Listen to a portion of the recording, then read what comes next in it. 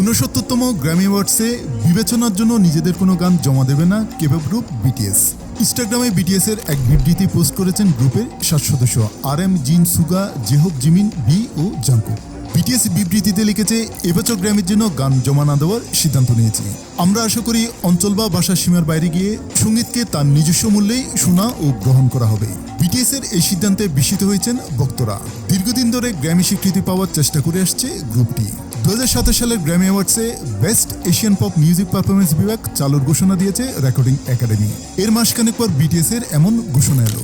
নতুন বিভাগ সম্পর্কে রেকর্ডিং একাডেমি জানিয়েছে, এতে এশিয়া স্বীকৃত পপ সঙ্গীত পরিবেশনার শৈল্পিক উৎকর্ষকে স্বীকৃতি দেওয়া হবে। এর মধ্যে কেপপ, জেপপ, সিপপ সহ বিভিন্ন সঙ্গীত ধারা থাকবে। তবে মনোনয়নের জন্য গানে এক বা একাধিক এশীয় ভাষার অর্থবহ ব্যবহার করতে হবে।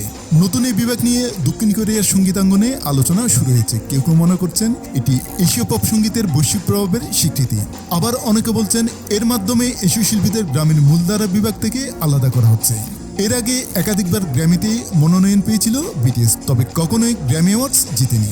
সামরিক প্রশিক্ষণ শেষে মার্চে আরিরাং অ্যালবাম প্রকাশ করেছে বিটিএস। অ্যালবামটি বেশ সাড়া ফেলেছে।